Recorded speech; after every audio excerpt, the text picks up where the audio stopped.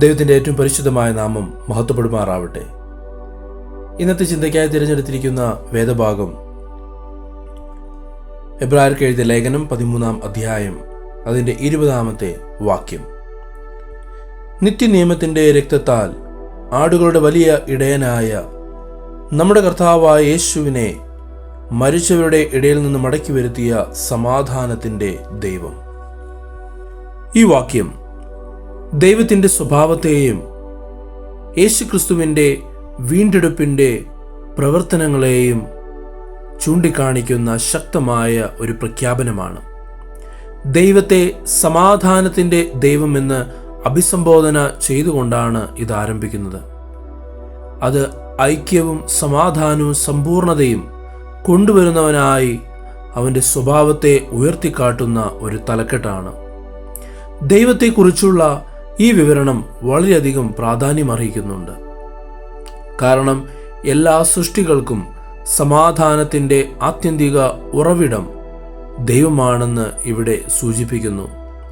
ലോകത്തിന് ക്രമവും സമാധാനവും കൊണ്ടുവരുവാനുള്ള അവൻ്റെ പരമാധികാരത്തെയും ശക്തിയെയും ഇത് വളരെയധികം അംഗീകരിക്കുന്നുണ്ട്. ക്രൈസ്തവ വിശ്വാസത്തിലെ ഒരു കേന്ദ്ര സംഭവമായി യേശുക്രിസ്തുവിൻ്റെ പുനരുദ്ധാനത്തെ ഈ വാക്യം ചൂണ്ടിക്കാണിക്കുന്നു. പുനരുദ്ധാനത്തിൻ്റെ അത്ഭുതകരവും പരിവർത്തനാത്മകവുമായ സ്വഭാവം എടുത്തു കാണിച്ചുകൊണ്ട് ദൈവം നമ്മുടെ കർത്താവായ യേശുവിനെ മരിച്ചവരിൽ നിന്ന് തിരികെ കൊണ്ടുവന്നു എന്ന് അത് വ്യക്തമാക്കുന്നു. യേശുവിൻ്റെ പുനരുദ്ധാനത്തെക്കുറിച്ചുള്ള ഈ സ്ഥിരീകരണം ക്രിസ്തുമതത്തിൻ്റെ അടിസ്ഥാന വിശ്വാസമാണ്. കാരണം അത് പാപം, മരണം, തിന്മയുടെ ശക്തികൾ എന്നിവയ്ക്കെതിരായ അവൻ്റെ വിജയത്തെ സൂചിപ്പിക്കുന്നു.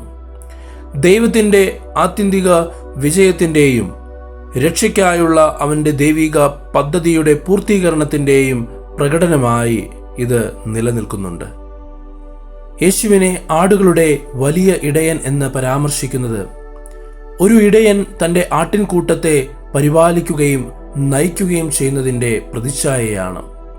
അനുയായികളോട് സ്നേഹപൂർവം പെരുമാറുന്ന അനുകമ്പയും സംരക്ഷകനുമായ ഒരു നേതാവെന്ന നിലയിൽ യേശുവിൻ്റെ പങ്കിനെ ഈ ഉപമ അടിവരയിടുന്നു. പഴയതും പുതിയതുമായ നിയമങ്ങളിൽ ഉടനീളം കാണപ്പെടുന്ന ഒരു ഇടയനെന്ന നിലയിൽ ദൈവത്തിൻ്റെ വചനം ഈ രൂപത്തെ പ്രതിഫലിപ്പിക്കുന്നു. ഈ ഇമാജിനറി ദൈവത്തിൻ്റെ ആർദ്രമായ പരിചരണം, കരുതൽ, തൻ്റെ ജനത്തിനായുള്ള മാർഗനിർദ്ദേശം എന്നിവയെക്കുറിച്ചുള്ള ആശയം നമുക്ക് നൽകുന്നു. കൂടാതെ അത് ദൈവവും അവൻ്റെ വിശ്വാസികളും തമ്മിലുള്ള അടുപ്പവും വ്യക്തിപരവുമായ ബന്ധത്തെക്കുറിച്ചും നമ്മോട് സംസാരിക്കുന്നു. ക്രിസ്തുവിൻ്റെ ക്രൂശിലെ ബലിമരണത്തെ സൂചിപ്പിക്കുന്ന നിത്യ ഉടമ്പടിയുടെ രക്തം എന്ന പരാമർശത്തോടെയാണ് ഈ വാക്യം അവസാനിക്കുന്നത്. യേശു തൻ്റെ ചൊരിയപ്പെട്ട രക്തത്തിലൂടെ പാപമോചനത്തിനായുള്ള അടിസ്ഥാനം സ്ഥാപിച്ച സുവിശേഷങ്ങളിൽ രേഖപ്പെടുത്തിയിരിക്കുന്നത് പോലെ അവസാനത്തെ അത്താഴത്തിലെ പുതിയ ഉടമ്പടിയുടെ സ്ഥാപനത്തെ ഈ ഭാഷ അനുസ്മരിപ്പിക്കുന്നു. ഒരു ശാശ്വത ഉടമ്പടി എന്ന പരാമർശം ദൈവത്തിൻ്റെ വാഗ്ദാനത്തിൻ്റെ ശാശ്വതയും മാറ്റമില്ലാത്ത സ്വഭാവവും ഊന്നിപ്പറയുകയും മനുഷ്യരാശിക്ക് വേണ്ടിയുള്ള അവൻ്റെ വീണ്ടെടുപ്പ് പദ്ധതി നിറവേറ്റുന്നതിനുള്ള അവൻ്റെ വിശ്വസ്തതയെ അടിവരയിടുകയും ചെയ്യുന്നു. അബ്രഹാമിനോടും യഹൂദ ജനതയോടും ചെയ്ത ഉടമ്പടി വാഗ്ദാനങ്ങളുടെ പ്രാവചനിക നിവൃത്തിയെയും ഇത് സൂചിപ്പിക്കുന്നു. അത് യേശുക്രിസ്തുവിൽ അവയുടെ പൂർത്തീകരണവും കണ്ടെത്തുന്നു. ഈ വാക്യം ക്രിസ്തീയ വിശ്വാസത്തിൻ്റെ അടിസ്ഥാന തത്വങ്ങളെ ഊന്നിപ്പറയുന്നു. ദൈവത്തിൻ്റെ പരമാധികാരം, ക്രിസ്തുവിൻ്റെ വീണ്ടെടുപ്പിൻ്റെ പ്രവൃത്തികൾ, ദൈവത്തിൻ്റെ ഉടമ്പടിയുടെ ശാശ്വത സ്വഭാവം എന്നിവ അതിൽ ഉൾപ്പെടുന്നു.